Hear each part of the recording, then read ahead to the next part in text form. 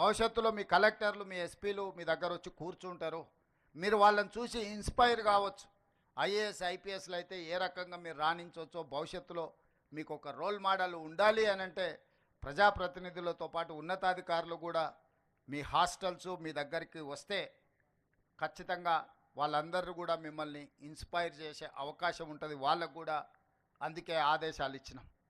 ఇదే కాకుండా ఈరోజు డాక్టర్లుగానో లాయర్లుగానో ఇంజనీర్లుగానో ముఖ్యంగా ఇంజనీరింగ్ సైడ్ ఎవ్రీ ఇయర్ మనం ఆల్మోస్ట్ 1,00,000 నుంచి 1,10,000 మంది ఇంజనీరింగ్ విద్యార్థులు పట్టాలు తీసుకొని బయటకు వస్తారు. ఉద్యోగాలు 10,000 మంది కూడా వస్తలేవు.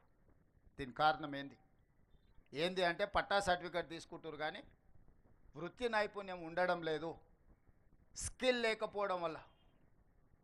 అందుకే ఈరోజు డిప్లొమా నుంచి certificate course, diploma course, degree course ఏది మీ సర్టిఫికేట్ వచ్చినా మీకు నైపుణ్యం లేకపోతే మీకు ఉద్యోగ ఉపాధి అవకాశాలు రావు. మీరు ఉద్యోగం చేయడమే కాదు 10 మందికి ఉద్యోగాలు ఇవ్వాలంటే మీలో నైపుణ్యం పెరగాలి. అందుకే తెలంగాణ రాష్ట్రంలో 75 ఐటీఐలను ఇండస్ట్రియల్ ట్రైనింగ్ ఇన్స్టిట్యూట్స్ 50-60 సంవత్సరాల క్రితం మొదలు పెడితే వాటి సిలబస్ ఆ రోజుల్లోనే నిర్ణయించారు. ప్రపంచం ఎంతో వేగంగా అభివృద్ధి పదం వైపు నడుస్తుంది కానీ అక్కడ సిలబస్ మాత్రం మారలే. మనం పుట్టకముందు ఉన్న సిలబస్ ఈరోజు మనం అక్కడ ట్రైనింగ్ తీసుకుంటున్నాం. ప్లంబరో, ఎలక్ట్రీషియనో, మెకానికో లేకపోతే ఇతర చాలా అంశాల పట్ల మనం ట్రైనింగ్ తీసుకుంటున్నాం. కానీ అది బయటకు వస్తే మనం ఇక్కడ నేర్చుకుంటున్న దానికి బయట ప్రపంచంలో ఉన్నదానికి ఏమాత్రం పొంతం లేదు. ఎంతో అవుట్డేటెడ్ అయిపోయిన సిలబస్ నేర్చుకుంటున్నాం. అందుకే టాటా ఇన్స్టిట్యూట్తో మాట్లాడి, టాటా కంపెనీతో మాట్లాడి ఈ రాష్ట్రంలో ఉన్న 75 ఐటీఐలను ఏటీసీలుగా, ఏటీసీ అంటే advanced technology centres, skill upgradation, ఆ ఐటీఐలలో చేరుతున్న వేలాది మంది విద్యార్థులకు టాటా సంస్థ తెలంగాణ రాష్ట్ర ప్రభుత్వం కలిసి అప్గ్రేడ్ చేయడానికి 2,400 రూపాయలు ఖర్చు పెడితే, 2,400 కోట్ల రూపాయలు మనం ఖర్చు పెడితే 2,100 కోట్ల రూపాయలు టాటా కంపెనీనే ఖర్చు పెడుతుంది. రాష్ట్ర ప్రభుత్వం కేవలం 300 కోట్లే. 14% స్టేట్ గవర్నమెంట్ పెడితే 86% టాటా సంస్థ పెట్టి ఈ 75 ఐటీఐలను ఏటీసీలుగా అప్గ్రేడ్ చేసి అందులో చేరుతున్న వాళ్ళకి ఈనాడు పోటీ ప్రపంచంలో ఏ టాలెంట్ అవసరం ఉందో ఆ టాలెంట్ నేర్పించి వాళ్ళకు ఉద్యోగాలు కూడా టాటా కంపెనీ ఇవ్వడానికి ఈరోజు ముందుకు వచ్చింది. ఇది ఒక గొప్ప మార్పు తెలంగాణ రాష్ట్రంలో.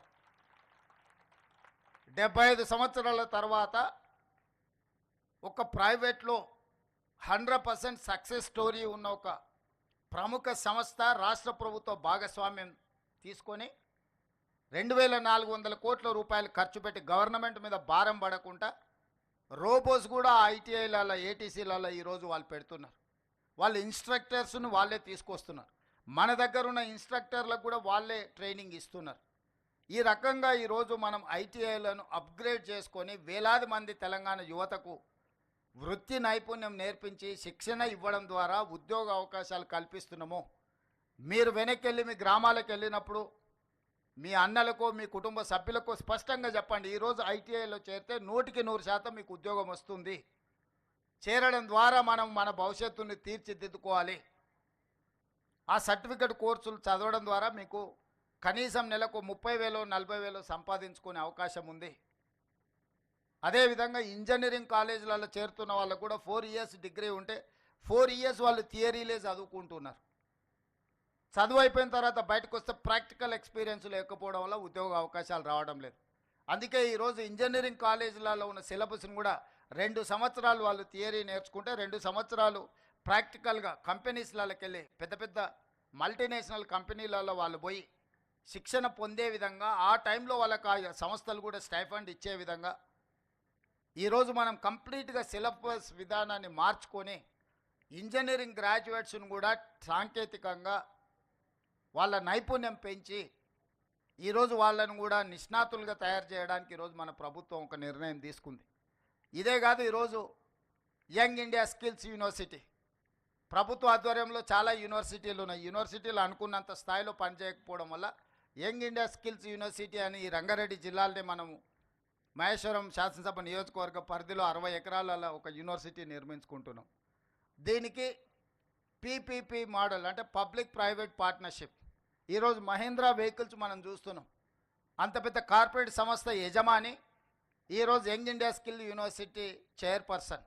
అతనే బోర్డ్ చైర్మన్గా ఉంటాడు. అందులో రెడ్డి ల్యాబ్స్ కానీ, అరబిందో కానీ, ఇతర ఫార్మా కానీ, ఐటీ కానీ, డిఫరెంట్ కంపెనీలకు సంబంధించిన సీఈఓలు ఆ బోర్డు డైరెక్టర్స్గా ఉండి వాళ్ళే సిలబస్ తయారు చేసి, వాళ్ళే విద్యార్థులను సెలెక్ట్ చేసి, వాళ్ళే ట్రైనింగ్ ఇచ్చి, సర్టిఫికెట్ కోర్సులు, డిప్లొమా కోర్సులు, డిగ్రీ కోర్సులు అందులో వాళ్ళకు నేర్పించి, అందులో చదువుకున్న వాళ్ళందరినీ వాళ్ళే ఉద్యోగాలు ఇచ్చే విధంగా ఈరోజు మల్టీ టాలెంటెడ్ విద్యార్థులందరినీ కూడా శిక్షణ ఇచ్చి వాళ్ళ కంపెనీలలో తీసుకోవడానికి ఈరోజు యంగ్ ఇండియా స్కిల్స్ యూనివర్సిటీని ఈరోజు మనం ప్రారంభించుకున్నాం. దేశానికే ఆదర్శం ఈ యంగ్ ఇండియా స్కిల్స్ యూనివర్సిటీ. అదేవిధంగా స్పోర్ట్స్, మొన్ననే ఒలింపిక్ గేమ్స్ ఇవన్నీ చూసినాం మనం. 140 కోట్ల జనాభా ఉన్న మనము ఒక్క గోల్డ్ మెడల్ కూడా తెచ్చుకోలే. మరి ఇంతమంది యువత ఉండి మనము స్పోర్ట్స్లో రాణించకపోతే ప్రపంచ దేశాల ముందు మన దేశానికి అవమానం కాదా? నేను మొన్న సౌత్ కొరియా పోయొచ్చిన. అక్కడ సౌత్ కొరియా స్పోర్ట్స్ యూనివర్సిటీ పోతే ఆ దేశానికి 32 మెడల్స్ వస్తే ఆ ఒక్క యూనివర్సిటీలోనే 16 మెడల్స్ వచ్చినాయి. ఒక అమ్మాయికి 3 గోల్డ్ మెడల్స్ వచ్చినాయి ఆర్చరీలో. అంటే ఒక అమ్మాయి ఆ యూనివర్సిటీలో చదువుకొని రాణిస్తే, శిక్షణ తీసుకుంటే, ఒకే అమ్మాయి ఒలింపిక్స్లో 3 గోల్డ్ మెడల్స్ సాధించింది. ఒక చిన్న దేశము, హైదరాబాదు నగరంలో ఎంత జనాభా ఉందో టోటల్గా దేశంలో అంత జనాభా ఉంది. అట్లాంటి వాళ్ళు 32-34 మెడల్స్ ఒలింపిక్స్లో తెచ్చుకుంటే 140 కోట్ల జనాభా ఉన్న భారతదేశం గుడ్లప్పగిచ్చి చూస్తుంది. ఇది మన దేశానికే గౌరవం కాదు. అందుకే తెలంగాణ రాష్ట్రం ఆలోచించి 2028 ఒలింపిక్స్లో ఖచ్చితంగా గోల్డ్ మెడల్స్ తెలంగాణ రాష్ట్రానికి సంబంధించిన క్రీడాకారులే సాధించాలి అని యంగ్ ఇండియా స్పోర్ట్స్ యూనివర్సిటీని కూడా మనం ప్రారంభించుకుంటున్నాము. మొన్ననే మనం ఆర్డినెన్స్ తీసుకొచ్చిన అసెంబ్లీలో బిల్లు పాస్ చేసి స్పోర్ట్స్ యూనివర్సిటీతో పాటు స్పోర్ట్స్ అకాడమీ, ఎవరైతే టాలెంటెడ్ పిల్లలు ఉన్నారో వాళ్ళకు పూర్తిగా గవర్నమెంట్ శిక్షణ ఇచ్చి వాళ్ళకి అన్ని వసతులు ఏర్పాటు చేసి క్రీడలలో వాళ్ళని రాణించే విధంగా వాళ్ళకి శిక్షణ ఇవ్వాలి అని ఈరోజు రాష్ట్ర ప్రభుత్వం నిర్ణయం తీసుకున్నది. ఈరోజు మనము క్రీడలలో రాణించకపోతే మన దేశం యొక్క గౌరవం, ప్రతిష్ట ప్రపంచ దేశాల ముందు రాణించదు.